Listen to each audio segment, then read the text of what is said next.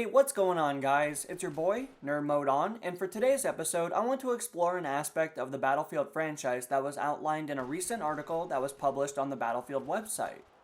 In the article, DICE states, apart from aspects like matchmaking and stability, we're also hard at work with other things, such as improving the queue system, minimizing toxicity with a potential non-cross-faction chat room, and squashing strange bugs. In this instance, we get a hint of a potential system that DICE is considering to reduce toxicity in the in-game chat.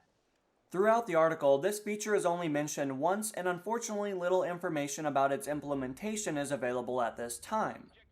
However, DICE does indicate that they are considering a non-cross-faction chat, which would mean that players can opt into this chat and speak with only players on their team.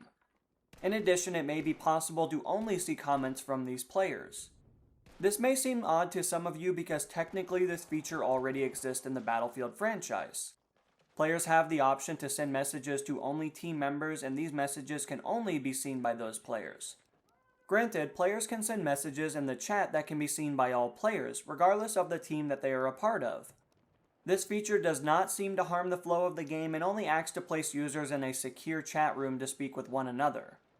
Currently, we can only speculate, but it's safe to assume that this is being considered to reduce toxicity between teams. At this point, you may be asking yourself what EA's policy is when it comes to toxicity. While their rules of conduct is fairly similar to every other company that offers a service and enables their community to interact with one another, these rules do indeed exist. For starters, interfering with or disrupting another player's use of an EA service is a form of toxicity. This includes but is not limited to disrupting the normal flow of the gameplay, chat, or dialogue within an EA service by using vulgar or harassing language, being abusive, excessive shouting in all caps, spamming, flooding, or hitting the return key repeatedly. Moreover, any form to harass, bully, embarrass, spam, or do anything to another player and/or group that is unwanted is not to be tolerated.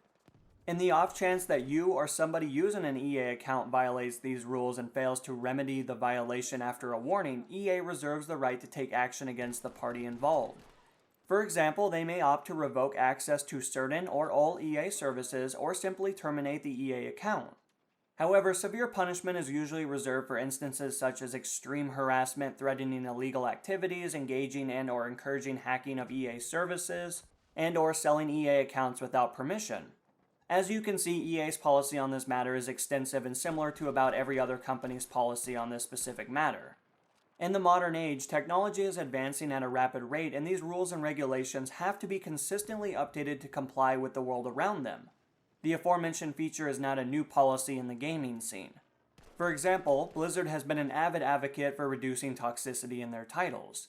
In Overwatch, the studio has undergone multiple policy changes to implement and update policies that restrict players from causing harm to other players. Furthermore, punishment for violating these rules may result in termination from their services. While Blizzard does not simply rush to the most severe punishment for first-time offenses, they consistently update their policy to include new ways of being punished for engaging in their titles. Ultimately, the goal for these studios is to have a compelling title that allows everyone to express themselves and participate in the game. However, rules and regulations have to be put into place to restrict players from disrupting the flow of the game with harmful vocal intent. While this is an incredibly difficult challenge due to individuals' perception of the statement, these are private institutions and the First Amendment does not grant players the ability to dictate private policies. In addition, players are not protected under the veil of the First Amendment because they are using a company's service. For many players, this has and will never be an issue, but for some, they may find themselves in turmoil. But anyway, guys, this is really all the information I have for you. I hope you found something in the video insightful and/or entertaining.